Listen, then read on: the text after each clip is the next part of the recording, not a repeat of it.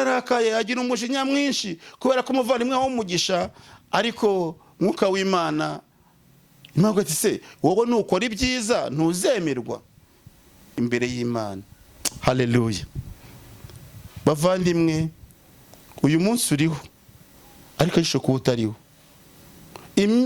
Imvugirije uri muri Kongo nubwo biye bitameze neza, ushoye kuba mbese uri mu gubiti by'abaturanyi.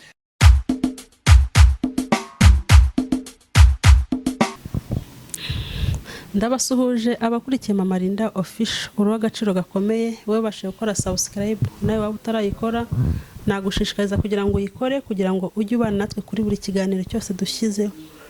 Udukurikirana mu Rwanda, udukurikirana hanze yarwo, navuga ngo Imana iguhe umugisha. Birashoboka ko waba utameze neza, ariko kuri iyi si bibaho. Uyu munsi ushaka kumeze neza, ejo bikanga, ariko nakubwira ijambo ryiza mvuga nti isunge Yesu Kristo nk'umwami n'umukiza, n'ukuri azagutabara, azakurengera.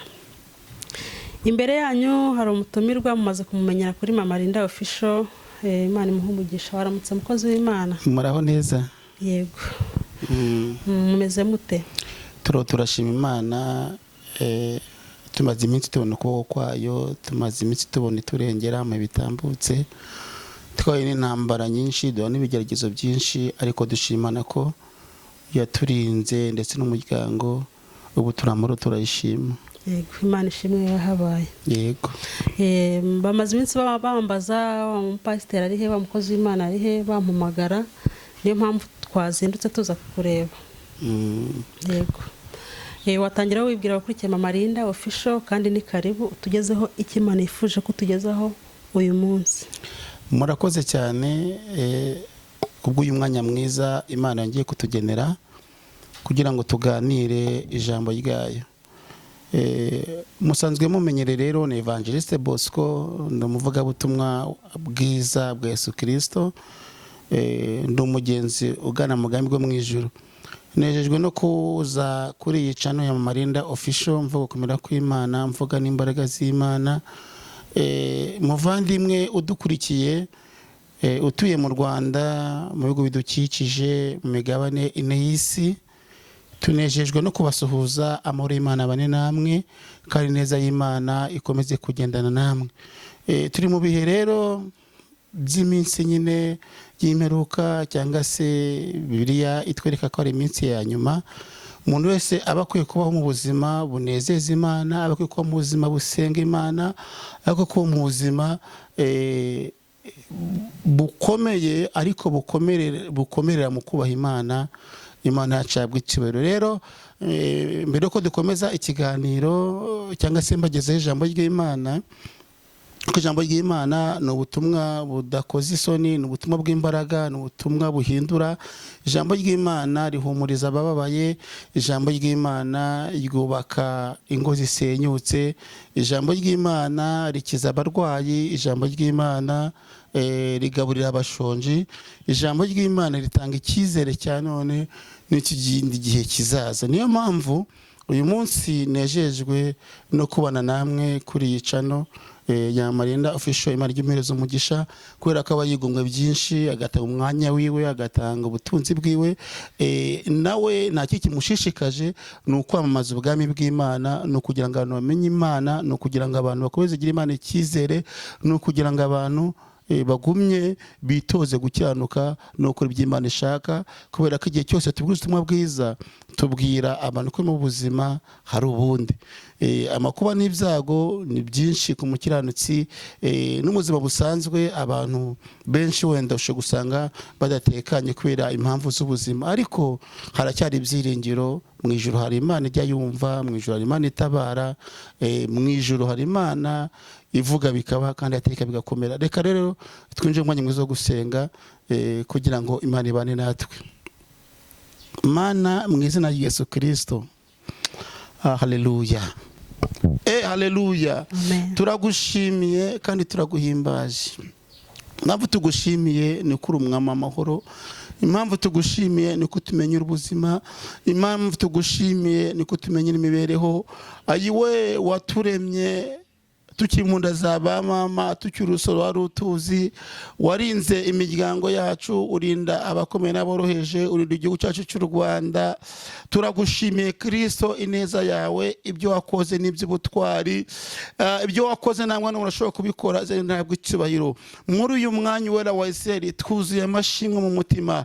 Muri uyu mwanya wera wa Isiraheli tunejejwe nawe yuko uri umwami w'amahoro, uri umwami w'imbabazi, uri umwami w'urukundo, uri umwami uruhura abarushye, uri umwami womora ibikomere kuba bifite, uri umwami w'amahoro. Kristo twongeye kubivuga, zaganira ishyirwa hejuru, ziraganira ihimbazwe.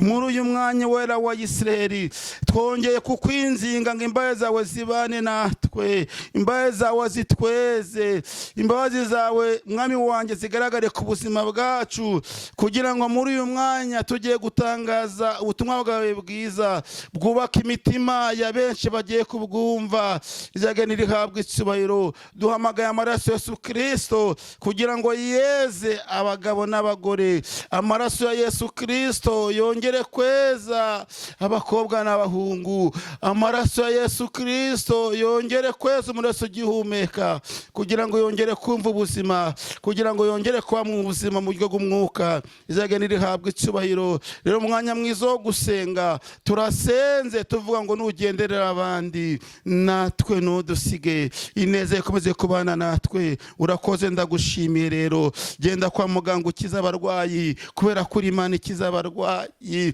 Ayiwe zenda wera wa Isiraheli, ugende mu bashomeri ubahereza akazi, kubera kuri Imana itanga akazi. Ayiwe Kristo wera wa Isiraheli, genda mu bahangayitsi wera wa Isiraheli, kugira ngo bongere kubona amahoro, ubaho umutima ukwihangana nibagerageza, kugira ngo nyuma y'ibi bihe barimo ubaremera amashimwe. Ndagushimiye kuri Imana y'amahoro, ubwami bwawe nibuze, kugira ngo ushaka ibyo bibaho, ni mwiza gisumba isenze.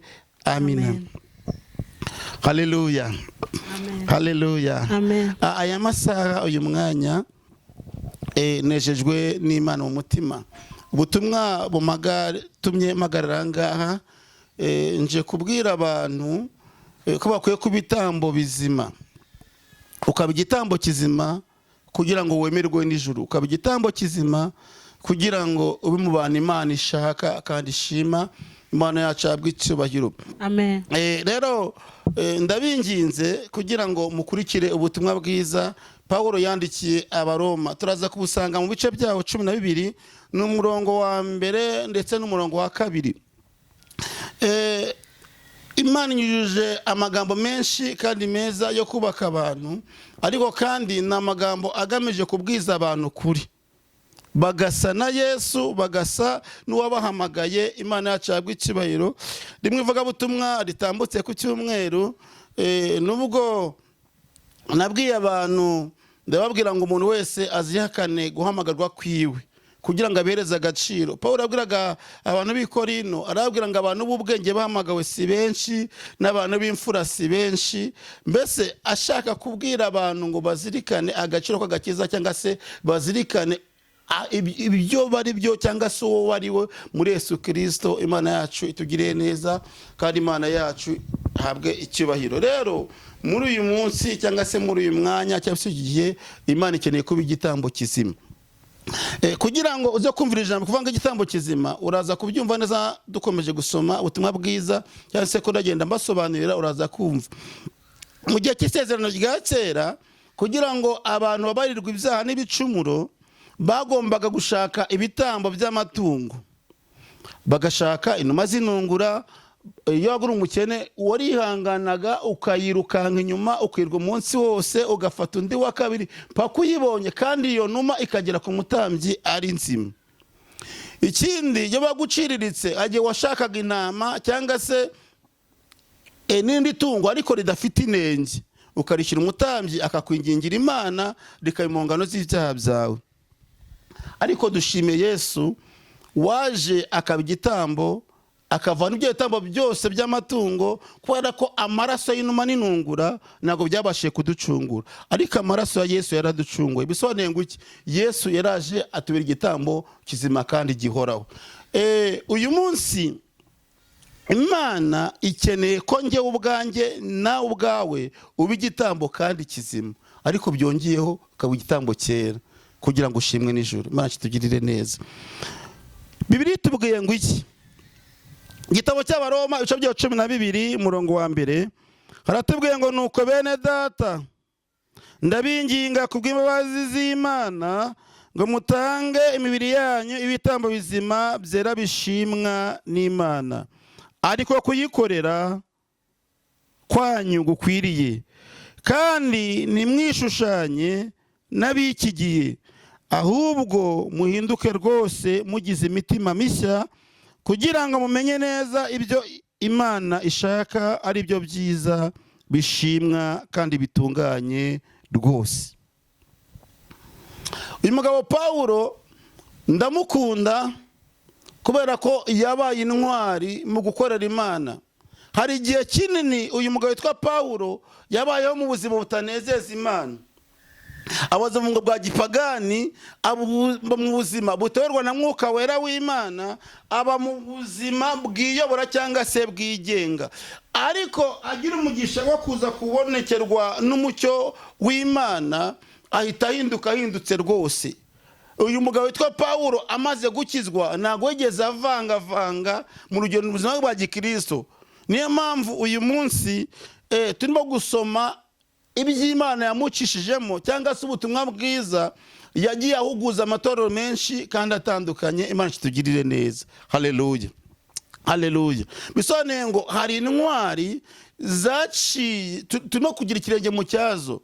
Urugendo turimo rw'ivugabutumwa nabo baruciyemo babwiriza abandi ubutumwa bwiza. Rero igihe yaragaze mu itorero atangira iri jambo, yari afite umwuka wera w'Imana, arabwira ngo nukore bene data ndabinginga kubw'imbabazi z'Imana. Ntabwo yavuze amagambo kubera ko abo bantu ari bene wabo bahuje amasano, wenda ari ba nyirarume, ari ba se wabo, ari bande na bande, oya, ahubwo yabivuze kubw'urukundo. Twese turabavandimwe kubw'amaraso Yesu Kristo, kubera ko amaraso Yesu Kristo twese yadindiye abana b'Imana. Imana yacu habwa icyubahiro. Haleluya, haleluya, haleluya. Abadukurikiye ndabinginze uyu munsi, intego y'ijambo nivuga ngo haranira kuba igitambo kizima. Arababwira ngo ndabinginga kubw'imbabazi z'Imana mutange imibiri yanyu ibi gitambo kizima kandi cyera gishimwa n'Imana. Bisobanuye ngo iki? Wowe ubwa kubera ko wamaze gukobwa, wamaze kugurwa, wamaze gucungurwa, kubw'ibyo rero ntabwo ukwiye kugenda uko wishakiye. Imana yacu itugirire neza kandi Imana yacu habwa icyubahiro. Uyu munsi ukwiye kuba igitambo kizima kandi cyera gishimwa n'Imana. Yuri igitambo kizima ukora iby'Imana ishaka. Yuri igitambo kizima mwuka w'Imana aguhoraho. Yuri igitambo kizima kamere y'umwijima, kamere y'icyaha irapfa muri wowe. Imana yacu itugirire neza kandi Imana yacu yahabwa icyubahiro. Uyu mugabo witwa Pawulo arabwira ngo ndabinginga kubw'imbabazi z'Imana. Yingingaga abagabo n'abagore, akinginga abakobwa n'abahungu, akinginga abasaza n'abakecuru, arabwira ngo ndabinginga kubw'imbabazi z'Imana mwebwe mutange imibiri yanyu kugira ngo ibitambo bizima kandi byera bishimwa n'Imana. Ukwiye kuba mu buzima bushimwa n'Imana. N'abantu batagushima kubera ko abantu bareba nyine nk'abantu, bakavuga nk'abantu, bagakora nk'abantu, ariko Imana ireba bitandukanye uko tureba.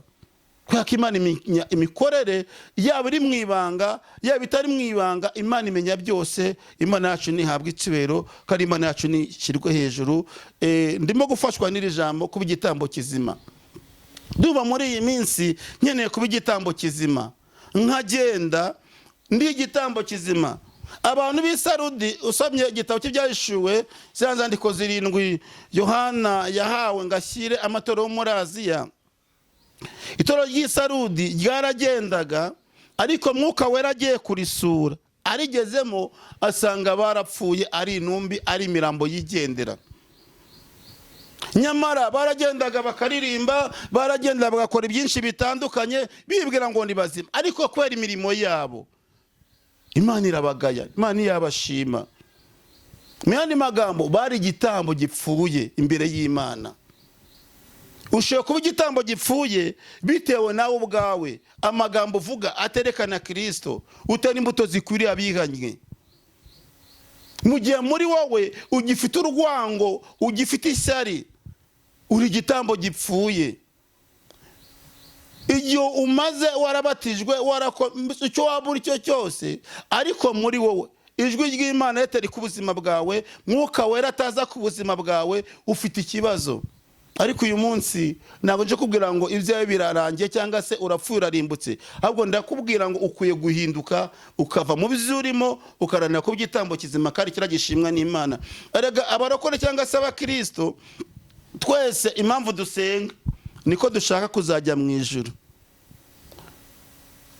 Impamvu tuvanga abantu bagira imimo y'urukundo, bakiranuke, babane bose amahoro n'abagenzi babo, ni ukugira ngo bazajye mu ijuru. Rero kugira ngo ubigereho niko uba mu buzima, cyangwa se wenda kunesha icyaha kugira ngo uhore wemerwa imbere y'Imana. Vuze kuri iki ijambo bita igitambo, nibuka ukuntu Kayini na Abeli bavukanaga. Ariko umwana witwa Kayini agiye gutamba igitambo imbere y'Imana, atamba igitambo kidakwiriye, kidashyitse, Imana irakigaya. Ariko Abeli agambiriye gutanga ituro, agiye gutambira Imana, Imana imuhereza umugisha.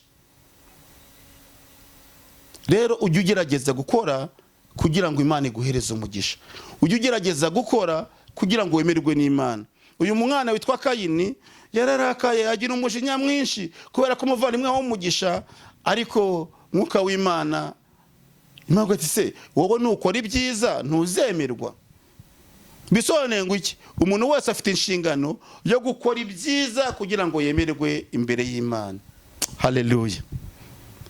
Bavandimwe, uyu munsi uriho ariko isho kuba utariho.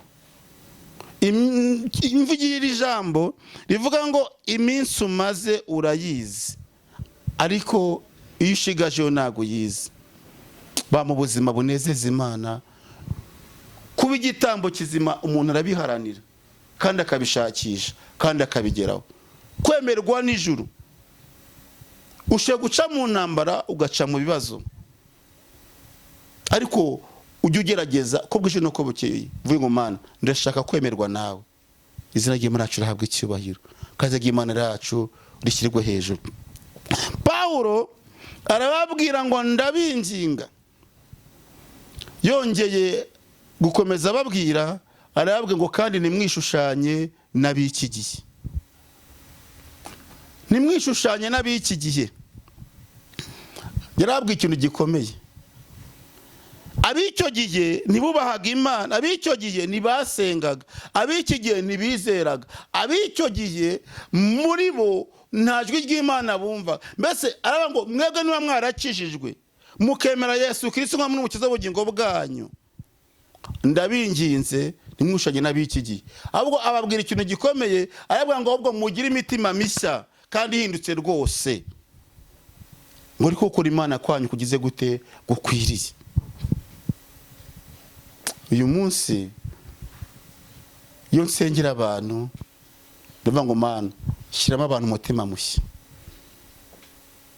Kubera ko hari ibikombe abantu bagiye bacamo, hari inzira abantu bagiye bacamo, imitima yabo irahindana, bimura Imana, muri bo batakaza Imana cyizere, barangije bisanisha n'isi cyangwa se bisanisha n'ab'iki gihe. Nyamara abakijijwe dukwiye kugira isura yacu itandukanye n'ab'iki gihe. Numva andi magambo, umuntu w'igitambo wamaze kuba igitambo kizima cyera kidapfa,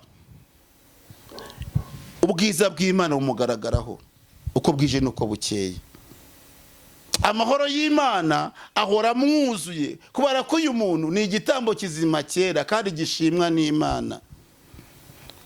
Imana ikeneye ko tuyikorera, ko tubwiriza, ko duhanura, ko dusengera abarwayi, ko dufasha abakene, ko dukora imirimo yose, ariko tukayikora turi igitambo cyera kidafite inenge imbere y'Imana.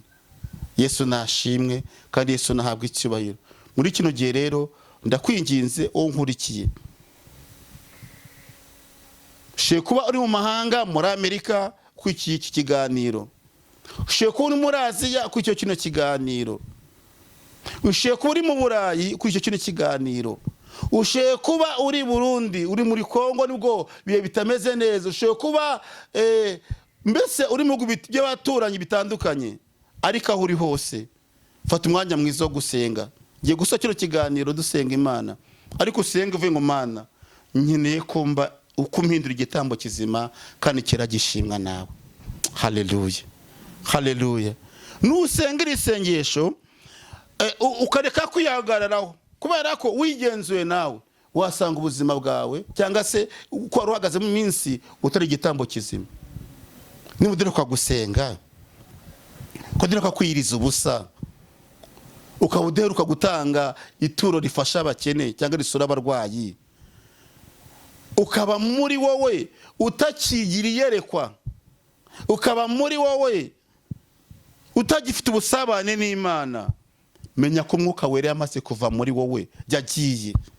Kandi Mwuka Wera yamaze kuva muri wowe akagenda bitewe na kamere y'icyaha yinjiye muri wowe, ubugingo bwawe bupfuye. Bisobanura ngo Yesu agarutse akagusanga mu bwo buzima ubupfuye. Yesu nagakeneye abantu barwanira mu mubiri, barwanisha amagambo. Yesu nagakeneye abantu bishushanya n'abiki gihe. Haleluya. Yesu hari uko gushaka, nanjye ari uko nshaka, ariko uko nshaka kose akeneye ko muri ngiye ugira umutima umenetse, windishwa umushyitsi n'ijambo ryiwe. Yesu uko agukeneye n'uko agushaka muri iyi minsi ni kuhagarara, ugomba guhagarara, ukicara ugomba kwicara, ukagenda ugomba kugenda. Kugira ngo ugende mbabwira ukuntu Eliya yigeze agera ku rwego rwo kugendana n'Imana, akajya aho agiye cyangwa ko ashingura ikirenge akumva imirindi y'Imana, akumva imirindi y'Imana. Eliya agera ku rwego Imana imwishimira, imuvana muri ubu buzima, imuvana mu isi, imuramwimura imujyana mu ijuru adapfuye. Bisobanura ngo Eliya mu buryo bw'umwuka yari igitambo kizima imbere y'Imana. Reka twiyambure ibituremerera, reka twiyambure ibintu byose byatuma Imana itubona nko dupfuye imbere yayo. Yesu nashimwe, Yesu nashimwe. Ntabwo nje kubwira ibindi bitandukanye, ntabwo nje kuvuga ngo guhinduye amateka, nyamara yaguhindura amateka se gute itakubona? Yaguhindura amateka gute se utarafata icyemezo? Yaguhindura amateka gute se ukibona ko kanaka ari umwanzi wawe, muri wo utagira umutima w'imbabazi? Ni gute? Bavande mureke tugire imitima ihindutse ariko. Haleluya, haleluya. Mureke tugire imitima ariko ihindutse. Ugasanga abantu barapfa ubusa, ugasanga abantu muri iyi minsi ya none mbese aho kugira ngo Imana bayishyire imbere, ahubwo bafashe inda zabo bazishyira imbere. Ugasanga muri iyi minsi hari ibintu abantu bimitse muri bo ariko bidafite n'icyo bimaze, ariko wakwemereye Yesu ukamwimika muri wowe, akamuyoza ubuzima bwawe. Uyu mugabo witwa Yesu kajya aruhura abantu barushye. Uyu mugabo witwa Yesu kajya atuzura dupfuye. Uyu mugabo witwa Yesu ko yemeye gutanga ubuzima bwe ku bwanjye no ku bwawe. Uyu mugabo witwa Yesu azi ubuzima ubayemo, azi ibigukwiriye, azi ibyo ushaka. Niyo mpamvu niba ushaka amahoro, niba ushaka umugisha w'Imana, niba ushaka kugubwa neza, ndakwinginze bigitambo kizima. Yesu nashimwe, Yesu nashimwe. Haleluya, haleluya. Naguye ngo kuba igitambo kizima ntago ari ikintu kigoye. Paulo yaranditse Bibiliya, ndavangashurwa byose na Kristo umuhereza imbaraga. Kugira ngo igitambo kizima emera Kristo agushoboze. Kugira ngo igitambo kizima emera gutsindwa, emera imbaraga zawe nkeya, uvuge ngo nkeneye ko Kristo aneshereza agatura muri njyewe.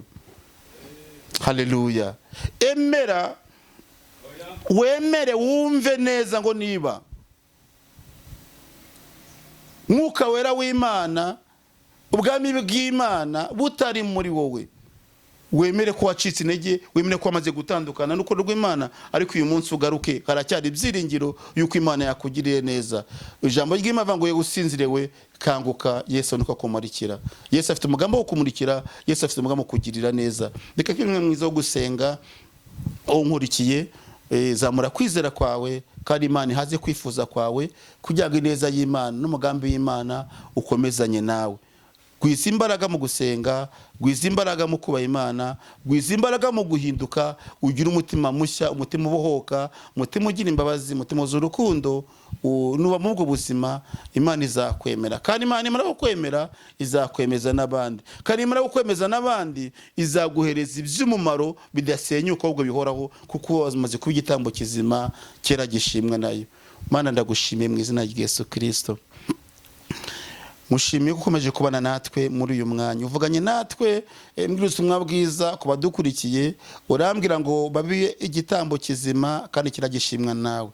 Mwami wanjye, data wa twese, shoboza abakomeye n'aboroheje, shoboza umuntu wese wumvishe ubutumwa abe igitambo kizima kera gishimwa nawe, kuko ndabizi abantu nibemera kuba igitambo kizima ntibazongera kubeshya, abantu baba igitambo kizima ntibazongera gusambana, abantu bongera kuba igitambo kizima kera ntago bazongera kuvuga amagambo apfuye, abantu baba igitambo kizima ntago bazongera kugira inzangano muri bo, ahubwo abantu igitambo kizima kandi kera bazakora ibyo ushaka, bazasenga ku manywa na nijoro nk'uko Imana azabaho. Abantu b'igitambo kizima bazubaha ijambo ryawe, abantu b'igitambo kizima bazakora ibyo gukiranuka. Ngo bashoboze rero kandi ugendeye n'abantu bawe bose, data wa twese nyir'ingabo Imana, abari mu kaga wera wa Isirayeli babona ineza yawe, abafite ubwoba twese ubamara ubwoba, abafite intimba wera wa Isirayeli ubamara intimba.